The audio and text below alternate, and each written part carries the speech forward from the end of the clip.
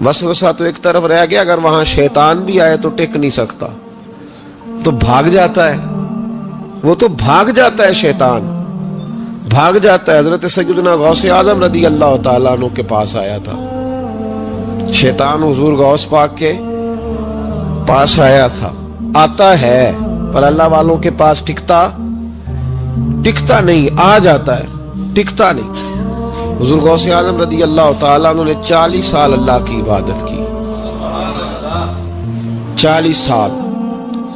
یہاں بھی لوگ بڑے پریشان ہو جاتے ہیں، کیسے جی کیسے کر لی؟ تو میں نے کہا قرآن پڑھو، والذین یبیتون لربہم سجدا وقیاما، وہ راتیں گزار دیتے ہیں اپنے رب کے لیے سجدہ کرتے اور قیام کرتے۔ تو یہ قرآن کی نص نے جب بیان کر دیا، تجھے کیسے شک ہو گیا؟ قرآن کی نص بیان کر رہی ہے کہ اللہ کے کچھ بندے راتیں سجدے اور قیام میں گزار دیتے۔ حضور غوث اعظم نے 40 سال عشاء کے وضو سے فجر کی نماز ادا فرمائی۔ تو ایک دن آسمان پہ ایک چھوٹا سا بادل کا ٹکڑا آیا، معاذ اللہ ثم معاذ اللہ، وہ کہنے لگا عبد القادر میں تیرا رب ہوں۔ اس کے اندر سے آواز آئی، میں تیرا رب ہوں، تو نے بڑی عبادت کر لی، اب تو بے شک پڑھ بے شک نہ پڑھ۔ کئی ملنگوں کو معاف نہیں ہو گئی معاذ اللہ کہ بے شک پڑھ بے شک نہ پڑھ، عام اجازت ہے۔ تو حضور غوث اعظم رضی اللہ تعالیٰ عنہ فرمانے لگے اعوذ باللہ من الشیطان الرجیم۔ جب آپ نے یہ پڑھا تو وہ سامنے آ کے کھڑا ہو گیا، کہنے لگا عبد القادر آپ کو کیسے پتہ چلا کہ میں شیطان ہوں؟ تو آپ فرمانے لگے پاگل، مجھے کیسے پتہ نہ چلتا؟ جس رب نے اپنے پیارے حبیب علیہ السلام کو نماز معاف نہیں کی، اس نے عبد القادر کو کیسے معاف کر دی؟ جب حضور کے لیے یہ حکم نہیں آیا کہ محبوب چاہے پڑھو چاہے نہ پڑھو، وہاں تو حکم آیا کہ محبوب تہجد بھی پڑھو، وَمِنَ اللَّيْلِ فَتَہَجَّدْ بِهِ نَافِلَةً لَكَ، نفع دے گی آپ کو، تہجد بھی پڑھے۔ تو ان کے لیے جب یہ حکم نہیں تو میرے لیے کیسے آ گیا؟ اب شیطان تھا نا، تو اس نے پھر ایک اور چال چلی، یہ باز نہیں آتا، ہم باز آ جاتے ہیں کئی دفعہ، اس کے پیچھے پیچھے چلنے لگ جاتے ہیں، لڑ کے تھک جاتے ہیں، وہ نہیں تھکتا، وہ نئی سے نئی چال، نئی سے نئی چال، اس کا نیا سے نیا روپ، من الجنت والناس، جنوں میں سے بھی اور اس کے نئے سے نئے روپ ہوتے ہیں۔ اس نے ایک نیا روپ دھار لیا، کہنے لگا عبد القادر 300 ولی میں نے اسی طرح گمراہ کیے، آپ چونکہ عالم تھے تو آپ کے علم نے آپ کو بچا لیا۔ تو غوث اعظم فرمانے لگے نئے روپ سے آئے ہو؟ کہنے لگا 300 میں نے گمراہ کیے، یہ تو آپ عالم تھے تو بچ گئے، آپ جانتے تھے تو بچ گئے، میں نے 300 گمراہ کیے۔ تو حضور غوث اعظم فرمانے لگے پھر گمراہ کرنے لگے ہو نیا روپ دھار کے؟ مجھے میرے علم نے نہیں بچایا، مجھے اللہ کے فضل نے بچایا ہے۔ کئی عالم بھی تو گمراہ ہو جاتے ہیں نا، مجھے میرے علم نے نہیں بچایا، مجھے میرے اللہ کے فضل نے بچایا ہے۔ میرے بھائی، میرے عزیز طریقت کے مسافروں، یاد رکھو، سمجھ لو اس بات کو کہ وسوسہ آتا ہے۔ وسوسہ، دو قسم کے مہمان آتے ہیں، دو قسم کے مہمان۔ ایک مہمان وہ آتا ہے جو آتا ہے تو بندہ توجہ نہیں کرتا، وہ خود کہتا ہے اس نے نہیں میری طرف توجہ کی، وہ مہمان چلا جاتا ہے، پتہ نا آپ کو۔ اور جس کو بندہ اٹھ کے سینے سے لگائے اور اس کے ساتھ گفتگو شروع کر دے، وہ مہمان جاتا ہے تو بیٹھا رہتا ہے، وہ تو نہیں جاتا۔ تو وسوسہ آتا ہے، جو تو توجہ نہ کرے اس کا چلا جاتا ہے، اور جو سینے سے لگا لے، سوچنے لگ جائے، غور کرنے لگ جائے، اس کا وسوسہ بیٹھ جاتا ہے، اسی کے پاس رہتا ہے، دوستانہ کر لیتا ہے، کئی دفعہ تو بالکل مکان ہی ساتھ بنا لیتا ہے، ہر وقت کوئی نہ کوئی بات کان میں، ہر وقت کوئی نہ کوئی بات کان میں۔ کیوں وسوسہ آتا ہے؟ تجھے کیسے آ گیا؟ جس کا یقین کامل ہو اسے وسوسہ کیسے آئے؟ جس کی توجہ سیدھی ہو اسے وسوسہ نہ چھڑ یار دا بوہا، نہیں تے ہو جاویں گا روگی۔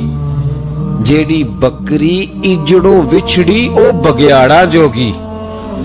یہ تو بھئی تو اگر اندر رہتا، صحبت کے اندر رہتا، چھتری کے نیچے رہتا، تو پھر وسوسہ تجھے کیسے وسوسہ کس طرح تیرے پاس آیا؟ وسوسہ اس کے پاس آتا ہے جو وسوسے کی جانب توجہ کرتا ہے. بہت زیادہ لوگوں کو بدگمانی ہونے لگی ہے, بہت زیادہ وسوسے آنے لگے ہیں, بہت زیادہ خیال ہونے لگا ہے, بہت زیادہ توجہ ہونے لگی ہے. بڑی لوگوں کا معیار اس طرف جائیں, ہر چوتھا آدمی آ کے کہتا ہے برے خیالات آتے ہیں. کیوں بھائی برے خیالات آتے ہیں, کیسے آ گئے؟ ہمارا تو دل ہی ایک ہے اور دل میں یار بھی ایک ہے, دوسرے کے لیے جگہ ہی کوئی نہیں, تو وسوسہ کیسے آئے گا؟ ہم تو اس کے دیدار سے ہی آج تک فارغ نہیں ہوئے, تو غیر کی طرف دیکھ کیسے لیا؟ یہ کیسے ہو گیا؟ ممکن کیسے ہوا؟ اپنے آپ کو سمیٹیں, ان وسوسوں سے اپنے آپ کو بچائیں, ان پر قطعی طور پر کوئی توجہ نہ دیں. اور اگر کبھی آ بھی جائے تو میں نے کہا ہے کہ اس کو سینے سے لگانے کی ضرورت, اس کو جھٹک دیں, بات ختم ہو گئی. آ جاتا ہے وسوسہ, بڑوں کو آ جاتا ہے, وسوسے آیا کرتے ہیں, آیا ضرور کرتے ہیں, لیکن جو لوگ قابل ہوتے ہیں, جن کا ایمان مضبوط ہوتا ہے, جن کا تیقن مضبوط ہوتا ہے, ان لوگوں کے پاس وسوسے ہمیشہ رہتے نہیں. ایک اہم بات اصلاح کی جو سمجھنی بڑی ضروری ہے, آپ کے لیے بڑی ضروری ہے. آپ نے یہ غور کرنا ہے کہ وسوسہ آتا کہاں سے ہے. کوئی نہیں سمجھ آئی آپ کو میری بات کی؟ نہیں آئی ہوتی تو آپ بڑی دور پہنچ چکے ہوتے. سردی بڑی زیادہ تھی کمرے میں, تو کہیں سے ہوا آ رہی تھی ٹھنڈی, تو اب ٹھنڈ بڑی لگ رہی تھی, تو بندے نے فوراً اٹھ کے بھلا کیا کرنا ہوتا ہے؟ نہیں, وہ پتہ نہیں کتوں آ رہی, باری دی تو ابھی گالی ہے نا جی. اگر تو کھڑکی سے آ رہی ہے تو کس کو بند کریں گے, اور اگر دروازے سے آ رہی ہے تو جی, اور اگر چھوٹے بچے نے پنکھا چلا دیا تو جی, چل پنکھا رہا ہے, بندہ سارا دن دروازہ بند کرتا رہے. سمجھنا ہے آپ نے بات کو, آپ نے اس دروازے کو بند کرنا ہے جہاں سے وسوسہ. حضرت خباب رضی اللہ تعالیٰ عنہ کہتے ہیں میں نے عاص بن وائل کے ہم مزدوری کی اور بڑی مشقت کی, میں نے بڑی شاندار کر کے میں نے کام کیا دیانتداری سے. وہ کافر تھا, میں مسلمان تھا. آپ فرماتے ہیں میرے دل میں شوق تھا کہ پیسے ملیں گے تو یہ میں خرچ کروں گا, اور فلاں فلاں فلاں فلاں جگہ میں نے پیسے لگانے. بچوں کو بھی بتایا ہوتا ہے آدمی نے کہ پیسے آتے ہیں تو تمہیں فلاں فلاں چیز بھی لے کر کے دوں گا. اب مجھے بتلائیے کہ اگر اس دن پیسے نہ ملیں یا کسی وجہ سے ڈوب جائیں تو کتنی اذیت کا اور کرب کا مسئلہ ہوتا ہے. فرماتے ہیں جب میں نے مزدوری کر لی, کام مکمل کر لیا, اور میں اس کے گھر گیا, میں نے کہا تیرا کام مکمل ہو گیا؟ اس نے کہا میں نے دیکھ لیا. تو میں نے کہا میرے پیسے دے دو, یہ دیکھو یہ وہ ایمان ہے جس کے بارے میں رب نے کہا وَإِذَا قِيلَ لَهُمْ آمِنُوا كَمَا آمَنَ النَّاسُ, اس طرح کا ایمان لاؤ. حضرت خباب کہتے ہیں میں نے کہا پیسے؟ تو کہتے ہیں بڑا آدمی تھا نا, نواب تھا, سیٹھ تھا, چودھری تھا, پاورفل تھا. تو کرسی پر بیٹھ کر ہنسنے لگا, کہنے لگا پیسے تو مل سکتے ہیں پر تھوڑا سا مسئلہ ہے. وہ کیا؟ معاذ اللہ ثم معاذ اللہ, نقل کفر نہ باشد. کہنے لگا اگر آپ کلمہ پڑھنا چھوڑ دیں تو پیسے دوں گا, ورنہ یہ پیسے نہیں ملیں گے.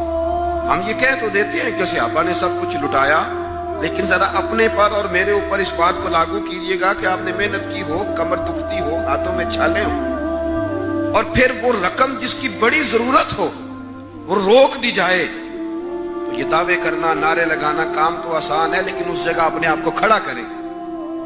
وہ رقم تو تب ملے گی, تم تو کلمہ پڑھتے ہو, تمہیں کیسے دے دیں؟ یعنی ان کی مزدوریاں دبا لی جاتی, ان کی تنخواہیں چھپا لی جاتی. کہنے لگا وہ تب دوں گا. آپ یقین کریں بڑے خوبصورت جملے ہیں. حضرت خباب رضی اللہ تعالیٰ عنہ فرمانے لگے اس نے بڑے اعتماد سے بات کی کہ نہیں دوں گا. اس کا خیال تھا کہ یہ لڑکھڑائے گا, یہ پچھتائے گا. کہتے میں نے بھی رومال اٹھایا اور کندھے پہ رکھا. میں نے اسے کہا یار تو نے میرے ایمان کی بڑی تھوڑی قیمت لگائی ہے, تیرا یہ خیال ہے کہ میں اتنے سے پیسوں پہ لڑکھڑا جاؤں گا؟ حضرت خباب فرماتے ہیں مجھے اللہ کی عزت کی قسم وہ میرے سارے پیسے دبا گیا, نہ میرے دل میں ذرا سی رنجش آئی, نہ میرے چہرے پہ ذرا سا بال آیا, پیشانی پہ بال بھی نہیں آیا. اور فرماتے ہیں کہ مجھے نہ مزہ آنے لگا, مجھے لطف آنے لگا, مجھے ذائقہ ملنے لگا. میں نے کہا اوہو, میں تو بچوں کے لیے مزدوری کر رہا تھا, مجھے کیا پتا تھا کہ میری یہ مزدوری بھی مدینے والے کی غلامی میں لکھی جا رہی ہے. تو بچوں کے لیے مزدوری کر رہا تھا, مجھے کیا خبر ہو کہ وہاں لکھی جا رہی. حضرت سعد بن ابی وقاص کہتے ہیں میرا اپنی اماں سے بڑا پیار تھا اور زمانہ جانتا تھا کہ بڑا پیار ہے. میں نے کلمہ پڑھ لیا, میری اماں نے بھوک ہڑتال کر دی. اس نے کہا کہ جب تک آپ کلمہ نہیں چھوڑیں گے معاذ اللہ میں روٹی نہیں کھاؤں گی. تھوڑی سی آبادی تھی, برادری میں رہتا تھا, بڑا سا گھر تھا, زمانہ جانتا تھا. فرماتے ہیں ہر چوک میں میری باتیں ہونے لگی. تیسرا دن ہو گیا, اماں نے روٹی نہیں کھائی. آپ اندازہ کر لیں کہ شام کو افطار کے وقت کیا حالت ہوتی ہے آدمی کی, کھانا نہ ملے تو. اور تیسرا دن ہو گیا اور بوڑھی اماں, ہر چوک میں بات ہو رہی. اور سعد کی اماں, اور میری ماں کو بھی پتا تھا کہ میں جہاں چاہوں گی مجھ سے محبت کرتے یا وہاں آئے گا. آپ فرماتے ہیں ہر چوک میں بات ہونے لگی, ہر جگہ لوگ ذکر کرنے لگے, باتیں چھڑ گئی, میری ہی باتیں, میرے ہی تذکرے, میرے بارے میں ان لوگوں کا ذکر. فرماتے میں بڑا پریشان ہوا. میں گھر آیا, میرے بہن بھائی بھی مجھ سے کہیں اماں مر جائے گی, میرے والد بھی, میرے دیگر لوگ بھی, سب رشتہ دار میرے گرد. میں نے کہا کہ ہم باتیں کر دیتے ہیں, آپ سن لیتے ہیں. کبھی اپنے آپ کو اس جگہ کھڑا کریں کہ جب ہر آدمی اس سٹیج پہ پہنچ جائے کہ میں بھئی تو خرابی کر رہا ہے, اور اتنے سارے لوگ جاننے والے گھیرا کریں گے تو آدمی کیسے بچائے گا اپنے آپ. حضرت سعد بن ابی وقاص کہتے ہیں کہ میرے گرد شدید گھیرا تنگ ہو گیا, اور مکے کا دور ہے, حالات اتنے خطرناک ہیں کہ سنبھالے نہیں سنبھلتے. آپ فرماتے ہیں جب حد ہو گئی تو میں نے کہا اماں سنو پھر میری بات, میں تم سے بات کرنے لگا. کہتے ہیں میرے بہن بھائیوں کے بھی کان کھڑے ہو گئے. اماں بھی سہارا لے کے اٹھ کے بیٹھ گئی کہ لگتا ہے کہ برف پگھلنے لگی, لگتا ہے کہ کچھ نرم ہوا ہے. فرماتے ہیں میں سامنے کھڑا ہوا اور تھوڑے بہت لوگ جو وہاں موجود تھے وہ بھی قریب آ گئے. میں نے کہا اماں تیرا اور میرا پیار زمانہ جانتا ہے, اور دنیا کو پتا ہے کہ میں وہ بیٹا ہوں کہ جس کی لوگ مثالیں دیتے ہیں. اماں ہر چوک میں تیری میری باتیں ہوئی, ان 3 دنوں میں تجھے اور مجھے ڈسکس کیا گیا. اماں تو بڑی کمزور ہو گئی, اٹھ کے تجھ سے کھڑا نہیں ہوا جا رہا. یہ ساری چیزیں میرے سامنے آئیں, بہنوں نے رو کے دکھایا, بھائیوں نے محبت یاد کرائی, ہر چیز میرے آڑے آئی. لیکن حضرت سعد بن ابی وقاص کہنے لگے اماں میں نے اپنے دل کا جائزہ لیا ہے, میرے ایمان نے ایک وقت بھی مجھے یہ مشورہ نہیں دیا کہ میں اماں کو منا لوں. فرمانے لگے اماں یہ زمانہ سارا موجود ہے اور لوگ کھڑے ہیں, تیری ایک جان ہے نا, ایک جان. اماں تیری ایک جان ہے, اگر تیری 1000 بھی ہوتی اور ایک ایک کر کے ساری جانیں تیری نکل جاتی تو پھر بھی میں اپنے مدینے والے محبوب کا کلمہ چھوڑنے کو تیار نہیں ہوں. اب تیری مرضی ہے تو روٹی کھا چاہے بھوک ہڑتال کر, تو اٹھ کے بیٹھ جائے لیٹی رہے. 1000 جان بھی ہو ایک ایک کر کے نکل جائے تو ایمان پر سودے بازی ہو سکتی. وَإِذَا قِيلَ لَهُمْ آمِنُوا كَمَا آمَنَ النَّاسُ, اس طرح ایمان لاؤ جس طرح یہ لوگ ایمان لائے ہیں. حضرت سعد بن ابی وقاص یہ نعرہ لگا کے نا, نعرہ مستانہ لگا کے, یہ نعرہ لگا کے تو چلے گئے. حضرت سعد بن ابی وقاص چلے گئے. آپ باہر نکلے تو اماں اٹھ کے بیٹھی, کہنے لگی روٹی لاؤ بھائی. انہوں نے کہا اماں جی بھوک ہڑتال بس. کہنے لگی میرا ہی تو بیٹا ہے نا, میں نے پیدا کیا, میں نے پالا ہے, میں رگ رگ سے واقف ہوں. میں جیسے کہتی تھی ویسے کرتا تھا, میں جیسے چلاتی تھی ویسے چلتا تھا. اس نے کہا تھا نا عشق ایک ڈھونگ ہے, تو میں نے کہا تجھے عشق ہو خدا کرے, پھر کوئی تجھے اس سے جدا کرے تو اسے تسبیحوں پہ پڑھا کرے, تو اسی کا نام جپا کرے, تو گلی گلی پھرا کرے, پھر میں کہوں کہ عشق ایک ڈھونگ ہے اور تو نہیں کہا کرے. فرمانے لگی کہ میں جانتی ہوں, مجھے پتہ ہے میرا بیٹا ہے, میری گود میں پلا بڑا ہے, میں جیسے کہتی تھی ویسے کرتا تھا, لیکن اگر میرے سے بڑھ کر بھی کسی سے پیار کرنے لگا ہے تو کچا نہیں کرنے لگا, یہ سچا ہی کرنے لگا ہے. حضرت سلمان فارسی رضی اللہ تعالیٰ عنہ فرماتے ہیں مدینے کے قریب لے جا کے ام القریٰ ایک بستی تھی, انہوں نے میرے ساتھ دھوکہ کیا. جو لے جانے والے تھے وہ یہودی تھے, انہیں مجھے وہاں جا کے بیچ دیا. میں شہزادہ ناز و نام میں پلا, وہ مجھے مارتے, مجھ سے کام لیتے. کہتے ہیں میں وہاں کئی سال رہا, اور کہتا یا اللہ میں مار کھانے کو تیار ہوں پر مدینہ تو آ جائے نا، حضور کا شہر تو نصیب ہو جائے نا۔ حضرت جناب سلمان فارسی کہتے ہیں اس یہودی کا چچا بیٹا، اس کا چچا زاد بھائی، اس کا کزن بنو قریظہ یہودیوں کے محلے سے آیا، مجھے اس نے کام کاج کرتے دیکھا، کھیتی باڑی کرتے دیکھا تو کہنے لگا، توجہ ہے آپ کی، جاگ رہے ہیں آپ لوگ، میری بات کی سمجھ آ رہی ہے؟ کہتے ہیں، کہنے لگا غلام بیچو گے؟ مجھے دے دو۔ کہتے ہیں اس نے کہا تو 4 دینار نفع دے، تو لے لے۔ کہتے ہیں اس نے 4 دینار نفع لیا اور مجھے باندھ لیا اونٹ کی پشت پہ، ہاتھ میرے باندھ لیے، پیر باندھ لیے، میں رونے لگا، میں تڑپنے لگا۔ کہتے ہیں اچانک بنو قریظہ مدینے کا ایک محلہ تھا، یہاں یہودی رہتے تھے، کہتے ہیں وہاں کا وہ رہنے والا شخص اچانک میری آنکھ کھلی تو ٹھنڈی ٹھنڈی ہوائیں، اچانک میں نے آنکھیں کھولی تو کھجوروں کے لمبے چوڑے درخت، فرمایا میں نے دیکھا تو پہاڑیاں بھی معطر معطر سی، فضائیں بھی کرم کرم والی، عطا ہی عطا۔ کہتے ہیں 2 آنسو گرے اور میں ہنس پڑا، آنکھوں میں آنسو، لبوں پہ مسکراہٹ۔ حضرت سلمان فارسی رضی اللہ تعالیٰ عنہ کہتے ہیں وہ کہنے لگا تجھے کیا ہوا؟ سارے رستے تو بت تھا، اب کیا ہوا؟ میں نے کہا میری تھکاوٹیں اتر گئی ہیں، میری ریاضتوں کا ثواب مل گیا ہے، میری عبادتوں کا اجر، فَلَهُمْ أَجْرُهُمْ عِنْدَ رَبِّهِمْ وَلَا خَوْفٌ عَلَيْهِمْ وَلَا هُمْ يَحْزَنُونَ، مجھے گوہر مراد مل گیا۔ کہتے ہیں اس نے مجھے وہاں رکھا، کام کاج کرانے لگا، وقت گزرتا گیا۔ ایک دن کھجوروں اوپر چڑھ کے میں کھجوریں توڑ رہا تھا، مست تھا، تھوڑی تھوڑی عربی میں نے سیکھ لی، ہلکی پھلکی باتیں سمجھنے لگا، جواب دینے لگا، فارسی نسل تھا۔ کہتے ہیں میں کھجوریں توڑ رہا تھا، میرے مالک کا بھائی دوڑا دوڑا آیا، توجہ ہے آپ کی، آیا آگے کہنے لگا بھائی پتہ ہے تجھے کیا ہوا ہے؟ پتہ؟ کہتا میں نے کوئی توجہ نہیں دی، یہ روز ایسی باتیں، پتہ ہے تازہ خبر کیا ہے؟ کیا ہوا؟ کہنے لگے وہ جس نے دعویٰ کیا تھا نا نبوت کا وہ مدینے آ گیا ہے، وہ جنہوں نے دعویٰ کیا تھا نا نبوت کا وہ مدینے آ گئے ہیں۔ حضرت سلمان فارسی کہتے ہیں جو کھجوریں میں توڑ رہا تھا وہ میرے ہاتھ سے گر گئی، یوں لگا کہ جیسے کسی نے آ کے کسی نے آ کے کہا ہو کہ چل تجھے حضور نے بلایا ہے۔ فرماتے ہیں میرے ہاتھ کانپنے لگے۔ وہ کہنے لگا کدھر ہے وہ؟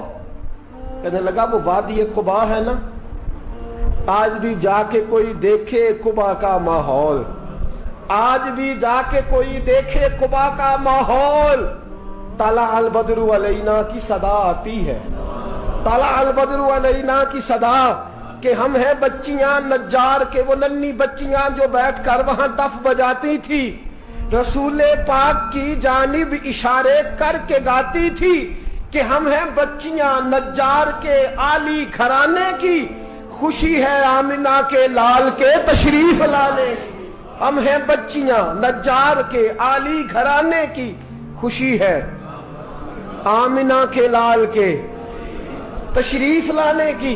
حضرت سلمان فارسی کہتے ہیں کبابٹ، کہتے ہیں میں جھٹ سے چھلانگ لگا کے اترا، پہلے میں آیا کرتا تھا پکڑ پکڑ کے، چھلانگ لگائی زمین پہ، اور میں نے اپنے مالک سے کہا یہ کیا کہہ رہا ہے؟ کہتے ہیں اس نے تھپڑ مارا، چل اپنا کام کر۔ کہتے ہیں پہلے وہ مارتا تھا تو دکھ ہوتا تھا، آج پتہ ہی نہیں چلا، آج پتہ ہی نہیں چلا۔ ہمارے جہاز میں ایک بابا جی بیٹھے تھے، جہاز میں بزرگ بیٹھے تھے، ان سے کسی نے کہا تھک تو نہیں گئے؟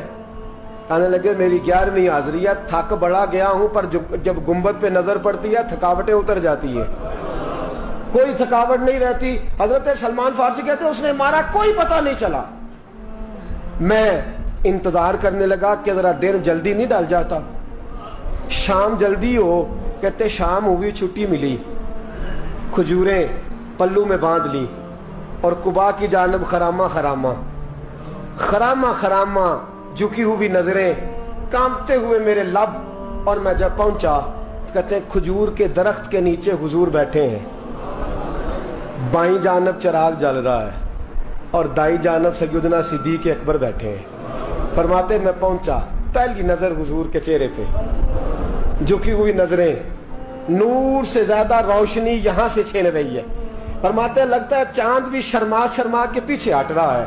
سادہ سا لباس, خوشبوؤں نے آگے بڑھ کے استقبال کیا. فرماتے ہیں یوں نظر پڑی تو یوں لگا جیسے یہ تو مجھے صدیوں سے جانتے ہیں, صدیوں سے کن فیکون اجے کل دی گل لے اساں پہلوں پریت رلائی. فرمایا لگا یہ پہلے سے جانتے. فرماتے حضور نے مسکرا کے فرمایا آئیے آئیے, اتنے جملے. فرماتے میں بیٹھ گیا, کھجوریں نکال کے دیں اور میں نے کہا حضور صدقے کی ہیں. فرماتے ہیں چونکہ نشانیاں بتائی تھی نا, 2 نشانیاں یہ تھی کہ صدقہ نہیں کھائیں گے, دوسری نشانی تحفہ لے لیں گے, تیسری نشانی کے کمر کے پیچھے مہر نبوت ہوگی. حضرت سلمان فارسی رضی اللہ تعالیٰ عنہ فرماتے ہیں نبی کریم صلی اللہ علیہ وسلم کے سامنے آیا, کھجوریں پیش کی, کہا حضور صدقے کی ہیں. حضور نے میری طرف دیکھا تو مسکرائے اور بڑا کھول کے مسکرائے. فرمایا ابو بکر لوگوں میں بانٹ دو. فرماتے ہیں چہرہ میری طرف ہے, باتیں ابو بکر سے ہو رہی ہیں. سمجھایا تو مجھے جا رہا ہے نا. کہا ابو بکر لوگوں میں, تمہیں پتا بھی ہے میں صدقہ نہیں لیتا. کہتے ہیں ایک نشانی پوری ہو گئی, دودھ کا پیالہ آیا, ایک گھونٹ مصطفیٰ نے لگایا, باقی سارا ہی مجھے عطا فرما دیا. فرماتے ہیں موجیں لگ گئی, میری موجیں لگ گئی. ساری رات تو نیند نہیں آئی لذت میں, اور اگلا سارا دن نیند نہیں آئی شام کے انتظار میں. کہتے ہیں پھر شام ہوئی, پھر پلو میں کھجوریں باندھی, پھر خرامہ خرامہ چل پڑا. فرماتے ہیں سارے مل مل کے جا چکے ہیں, پتہ نہیں حضور کس کا انتظار کر رہے ہیں. سارے جا چکے, شام ہو گئی. میں پہنچا, بیٹھا سامنے, میرے مصطفیٰ نے دیکھا, فرمایا آئیے. میں نے کھجوریں کھولی, نکالی, میں نے کہا حضور تحفہ ہے. فرماتے ہیں حضور کھول کے مسکرائے, گویا حضور میری سوال کا جواب دے رہے ہوں کہ مجھے پتا ہے تو کیا کر رہا ہے. کھول کے مسکرائے, کھجور نکالی, کھائی, دوسری بھی کھائی, تیسری بھی کھائی. فرماتے ہیں مجھے یاد نہیں 10 کھائی کہ 11 کھائی. میرا لایا تحفہ حضور نے استعمال فرمایا.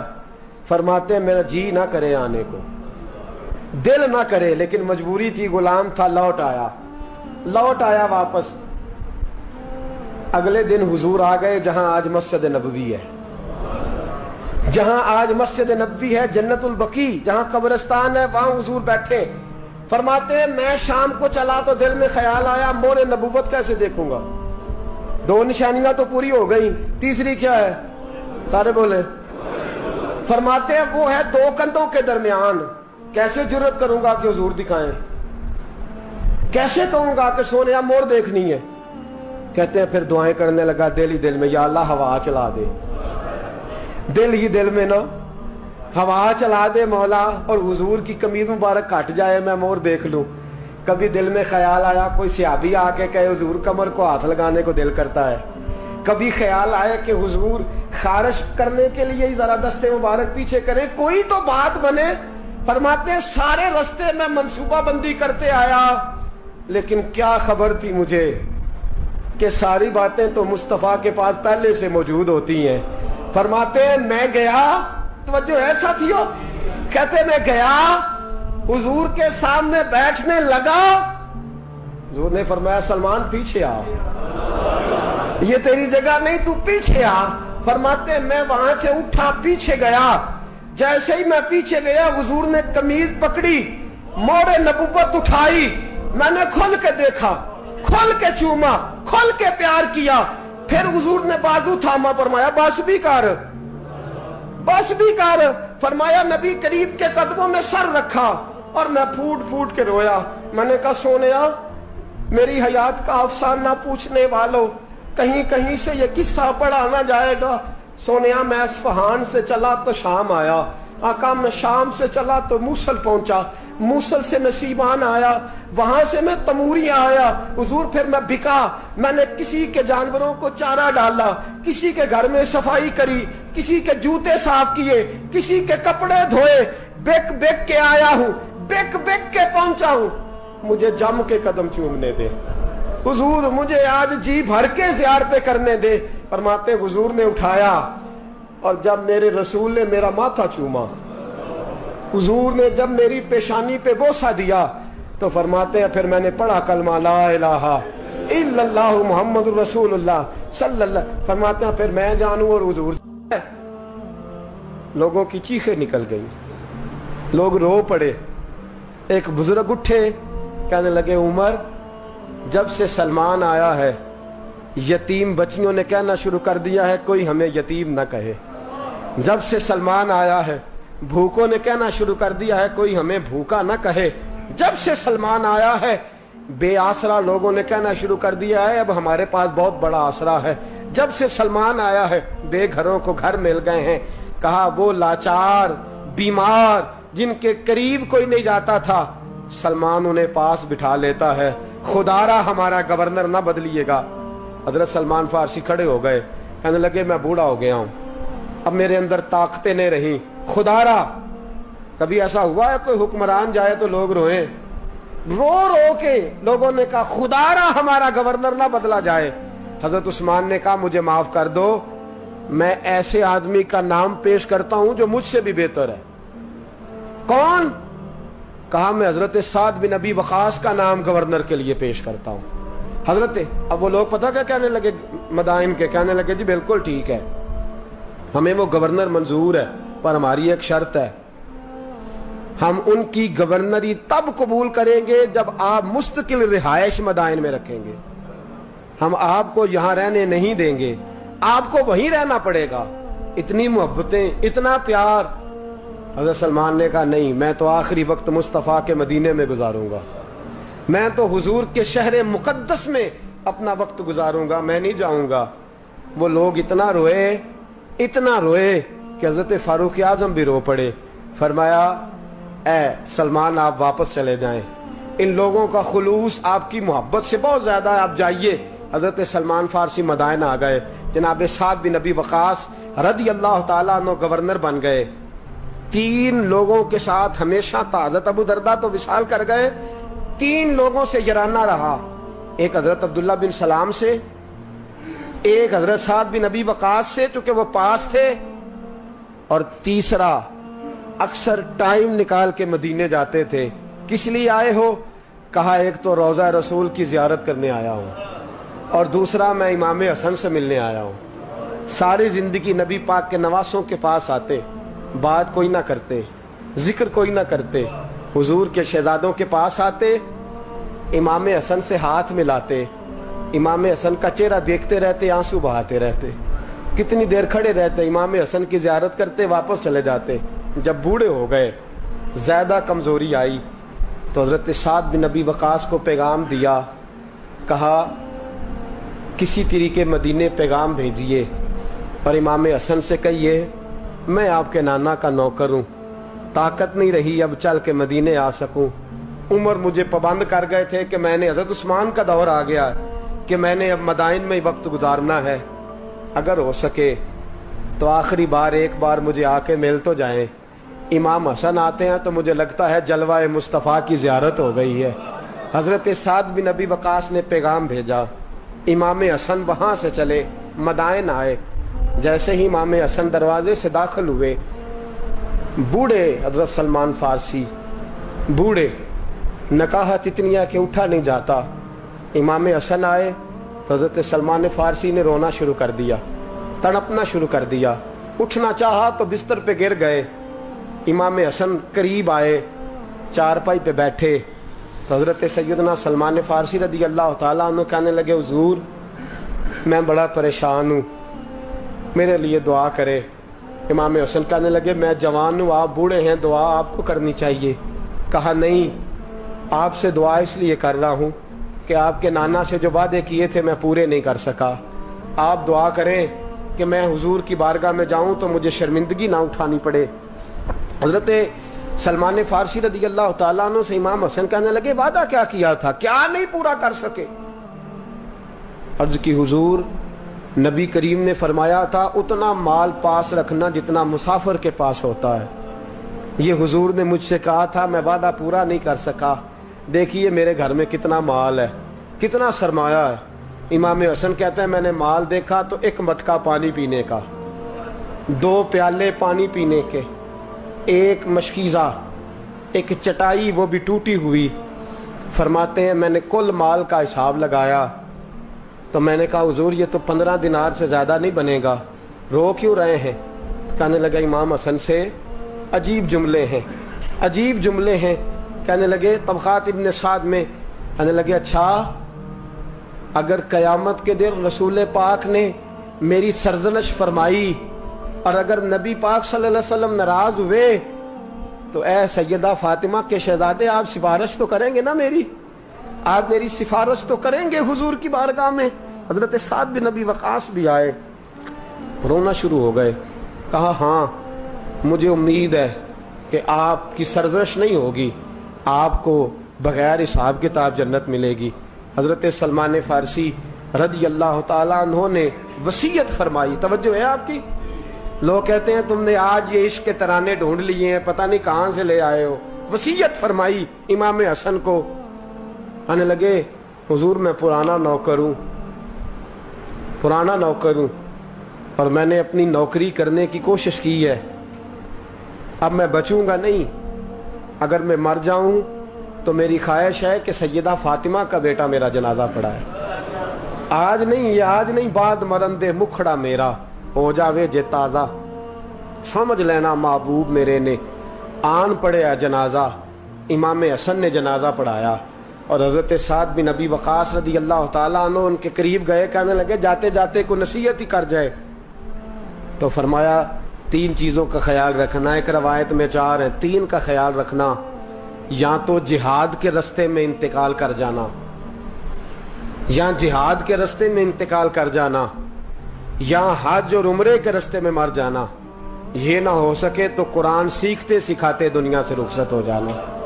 فرمایا یا جہاد کے رستے میں جانا، حضرت سلمان فارسی وصیت کر رہے ہیں، یہ وصیت یاد رکھیے گا، یا جہاد کے رستے میں انتقال کرنا، یا حج اور عمرے کے رستے میں، یہ نہ ہو سکے تو قرآن سیکھتے سکھاتے جانا، امید ہے اللہ بے حساب و کتاب جنت عطا فرما دے گا۔ یہ وصیت فرمائی۔ جناب سلمان فارسی رضی اللہ تعالیٰ عنہ وصال کر گئے، عجیب سناٹا ہے، مدینے سے نور کی جماعت آ رہی ہے جنازہ پڑھنے، نور کی جماعت آ رہی ہے، نور کی۔ حضرت عثمان غنی خود چل کے جنازے میں شریک ہوئے، اور صحابہ کہتے ہیں سفید داڑھی حضرت عثمان کی۔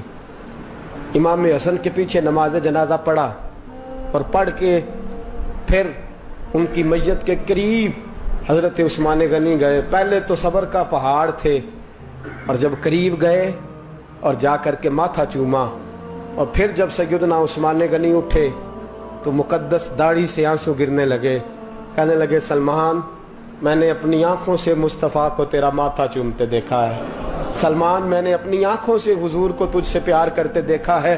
فرمایا لوگو آج سلمان رخصت نہیں ہوا، ہم سے علم رخصت ہوا ہے، حکمت رخصت ہوئی ہے، حضور کا محبوب رخصت ہوا ہے۔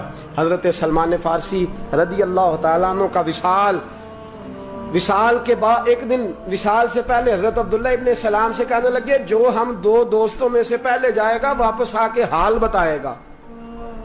حضرت عبداللہ ابن سلام کہنے لگے واپسی کی اجازت ملے گی؟ کہا ہاں، جو اللہ کے نافرمان ہوں گے ان کی روحیں قید ہوں گی، جو اللہ کے فرما بردار ہوں گے جہاں چاہیں گے جائیں آئیں گے۔ حضرت سلمان فارسی وصال کر گئے، جناب عبداللہ ابن سلام کو ملے، فرمایا بتائیے خدا نے آپ کے ساتھ کیا سلوک کیا؟ تو حضرت سلمان فارسی کہنے لگے رب نے فرمایا فرشتو سلمان سے حساب نہ پوچھ لینا، فرشتوں سلمان سے حساب نہ پوچھ لینا، اس لیے کہ سلمان فارسی رضی اللہ تعالیٰ عنہ کا عالم یہ ہے کہ ان کے دل نے ہمیشہ میری ذات پہ بھروسہ کیا، ہمیشہ میرے اوپر بھروسہ کر کے رکھا ہے، لہٰذا مجھ سے کوئی حساب نہیں لیا گیا اور بغیر حساب کتاب میری بخشش کر دی گئی۔